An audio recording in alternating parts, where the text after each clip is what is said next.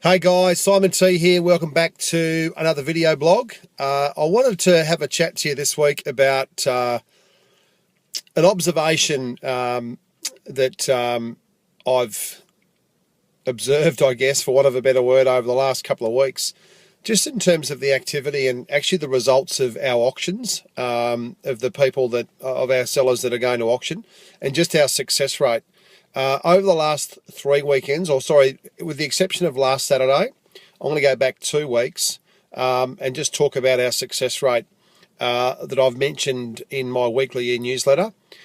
We've had phenomenal results for our sellers over the last few weeks. Going back 3 weeks, our success rate was 7 out of 7. 5 actually sold under the hammer and 2 sold prior to auction. The following weekend, which was the weekend before last, we sold 6 out of 8. So another fantastic result, huge success for those sellers going to auction. Last weekend we sold 3 out of 10. Now the reason I wanted to mention that is, the success rate at auctions is not always high.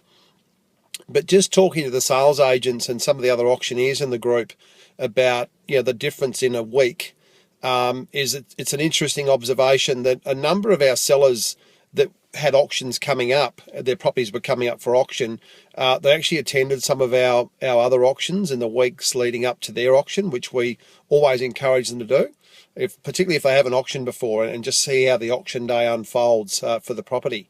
And talking to the agents in particular, I spoke to a few of them and said, look, why do you think the property didn't sell?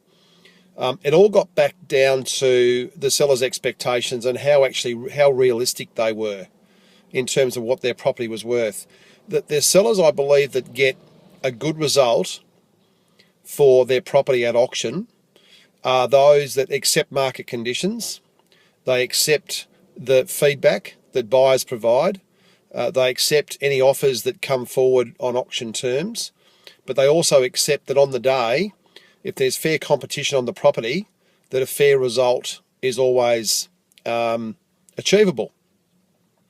So the thing that changed in a week between the 6 out of 8 to the 3 out of 10 is a lot of those sellers that auctioned last weekend, their expectations went up based on the other auctions that they'd observed the week before. So the feedback hadn't changed, the campaigns hadn't changed, the bidders were still at the properties. So it's not as if there's been a change in a week where 1 week we've got buyers, the next week we don't. It's just simply the seller's expectations. There was still bidding and active bidding on all of those auction properties. It's just that some of the sellers had gone out into the marketplace and seen some fantastic results in different areas of the coast, but comparable.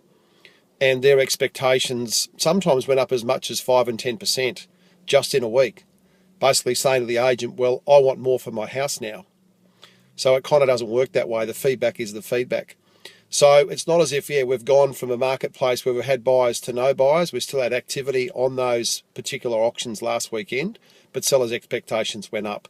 So I guess the lesson here is that, look, go into an auction with an open mind, listen to the feedback, listen to the offers, talk to your agent, ask lots of questions, sit down and have the weekly meetings with them, but have a realistic expectation of what your home's worth based on that feedback.